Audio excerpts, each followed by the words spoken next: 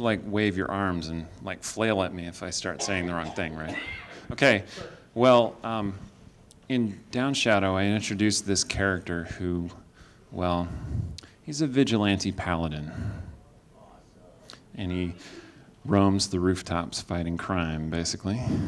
No, he's not Batman. Some people think of it a little bit that way. The title I wanted for this, but I knew Susan was going to axe it, was I'm the God's damn Shadowbane. But obviously I can't pull that off. So it's just called Shadowbane. And it's about the same character. His story continues. I don't want to spoil whether he lives through Down Shadow, but he lives through Down Shadow. I left a lot of loose ends in the novel. Some of them get tied up in this novel. Some of them continue into future novels about the character. Who knows? Oh, and sorry, to give a little bit more of the sense of what the novel's about, it's Shadowbane and Luskan. Anybody? Luskan, yeah? And basically Shadowbane doing what he has to do in Luskan, even if he has to kill every bastard in that whole city. Thank you. Thanks.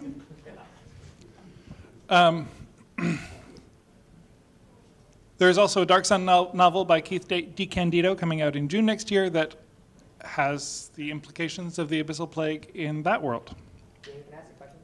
Yes, you may ask a question. The Abyssal Plague, is it just that the Abyssal Plague influences these separate stories, or is there a common story arc throughout each of these stories?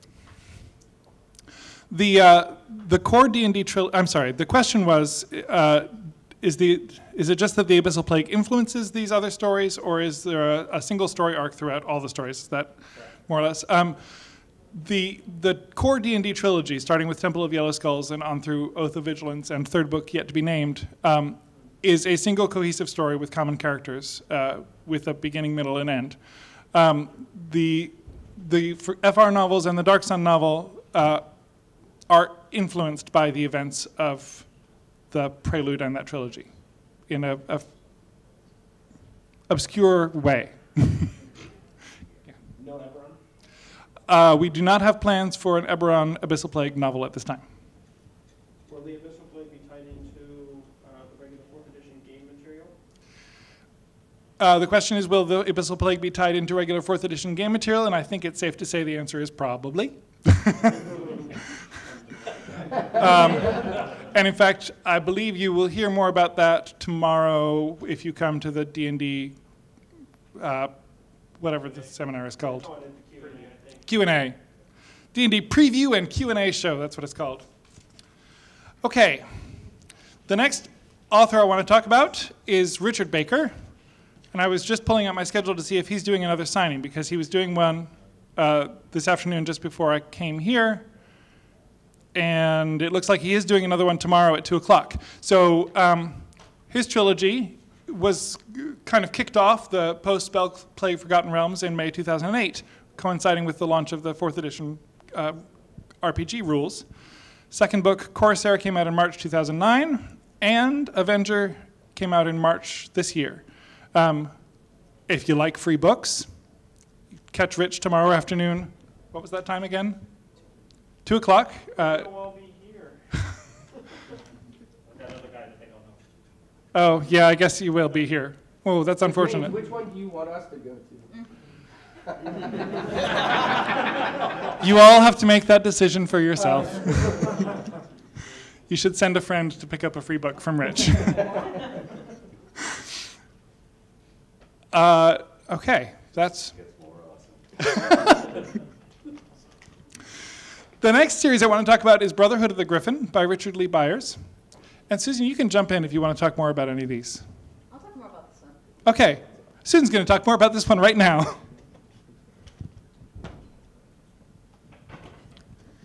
So Brotherhood of the Griffin takes the characters from his The Haunted Lands trilogy, Oth and the Brotherhood of the Griffin, and actually takes them into Chesenta. Brian James actually wrote a really good article that actually, yeah, call out, that takes many of the elements in the book and presents that area. And basically, they stumble into Zorvental, or the Great Game. So, it's the Great Game of the Dragons. You'll have to read it. Of the Dragons, yeah. If you read Godcatcher, you get hints of it. If you read this, you get some more. So it's really good. I think that Richard does a fantastic job with incredibly sadistic villains that are also, you really just like them as a people, even though they're really sadistic. So I highly recommend you check it out. Hand the microphone to Mr. Richard Baker, who just walked in. He's in the house. Woo! Come on up, Rich. You got to talk about your books. I gotta talk about my books, really? All right. You don't actually have to. Okay, well, good. But everybody else has. Everybody else has, okay. Peer pressure. All right. Hi, everybody. I'm Richard Baker. And what we have here is the Blades of the Moonsea trilogy. The most recent title is Avenger. That's the third in the trilogy. That came out in hardbound, I guess, back in March. It should be out in paperback in November or December? Do you happen to know? November. It'll be out in paperback in November. Sword Mage, Corsair, and Avenger tell the story of Garen Holmaster, who is an adventurer who comes back home after almost 10 years away in Sword Mage and discovers that, well, things aren't the way they used to be in his hometown. In fact, there's a lot of bad things happening, and he has to take some pretty drastic steps to put things to rights. In Corsair, a lot of the troubles that he thought he put to rest in Sword Mage turned out to kind of boomerang on him, and he's got to go and deal with more of them. And Avenger kind of wraps it up. I sort of think, in some ways, that Sword Mage is a bit of a Western, and Corsair is a bit of a pirate story, and then Avenger is a bit of a Zorro story. Cool. So I kind of feel like I got all the bases there. So, that good enough? Love story. Love story. Yeah, there's a love story too. Okay. Thanks, Rich. Thanks, Rich. You walked in just as I had moved past your slide, Rich, so I backed up for you. They went back and got it for me? Thanks. Yep. All right, next author I want to talk about. You want to come back up again, Jelly?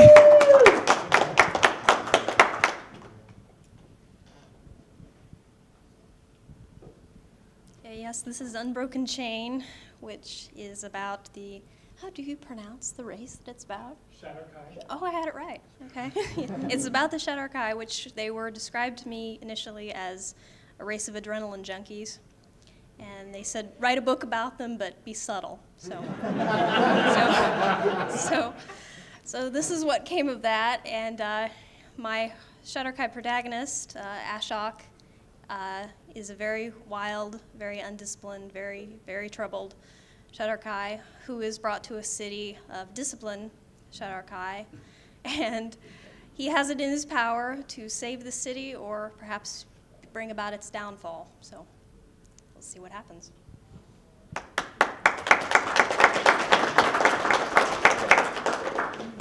And that story will continue in July 2011.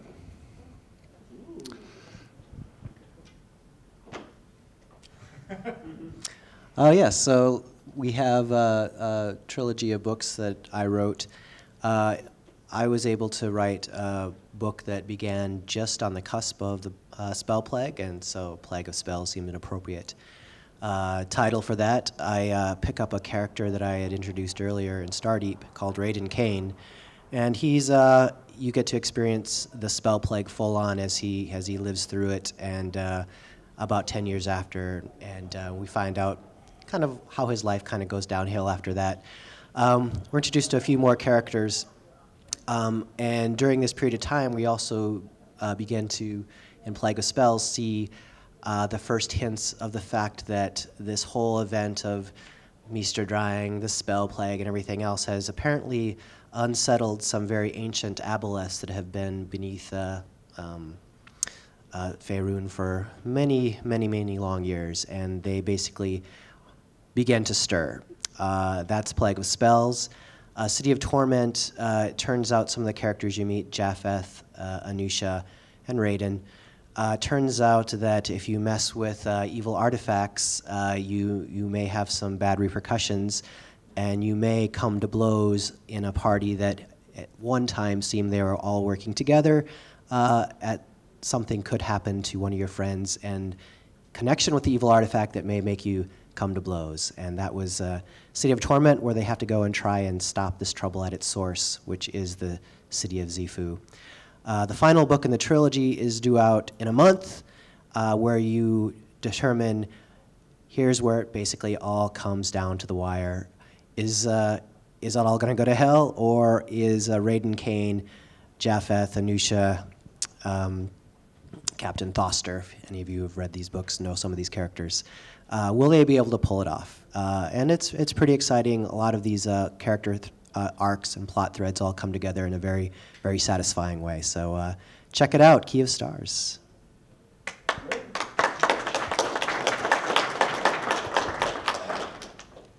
Also, Bruce Cordell has done mixed martial arts for like 10 years now, and even teaches, and his hand-to-hand fight scenes are worth reading.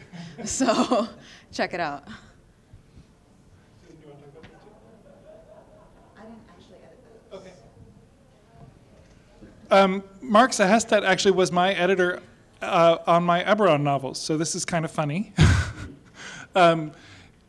His series, The Chosen of Nendowen, launched in November last year with The Fall of Highwatch, and continues this December with Hand of the Hunter. But I don't really know very much about these novels either. But I will say that what you're seeing in novels like this, and like Richard Byers' help me, titles, the Brotherhood of the Griffin, is more of a focus on individual characters or groups of characters, and their stories in the Forgotten Realms. And Susan now is reaching for the microphone. I can add a little bit.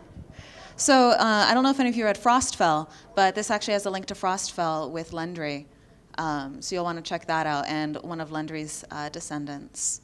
So, and it's about Nendowen, who's related also to one of the demigoddesses from Frostfell. So. I could say stuff about Dawnbringer. All right. So, I know a little bit about Christopher Rowe's book as well, but I actually was not the editor on that book. I know it involves Ganassi, and I know it involves a Pasha of games. It's supposed to be, I've heard that it's very good, so I look forward to reading that myself. Dawnbringer by Samantha Henderson is about Devas, and it's actually a really classic story. I was really surprised. She kind of took the plot of a more traditional Shakespearean tragedy and mixed it with Realms lore. And I think it's really brilliant. So it's kind of like Romeo and Juliet from the perspective of the guardian Devas who fail and slowly get corrupted. So I would really check that out. Oh, wait a minute. I'm supposed to say awesome, but cool. I will say awesome. My word. Mine. I didn't have covers for these, which is why this pathetic slide. I do have covers for these. One of the things you're going to be seeing more of from us is omnibus collections that pull together the scattered books of a trilogy, or even sometimes a longer series, into a single volume. Booksellers like this, and we believe that readers like this because it gives a chance. It saves you from the experience of walking into the bookstore to buy a new series and seeing books 2 and 3 on the shelf. It's a single book you can pick up at a single price, and yeah. So we have coming out. Susan wants to add more. Okay, when I was a kid, I always got the omnibus editions because, first of all, when you're on a plane, you can't bring that many books. One book is an excellent choice. It's affordable on your allowance, and you don't have to worry about trying to track down the next book wherever you go. So, yeah, I remember all my first Forgotten Realms books were omnibus editions.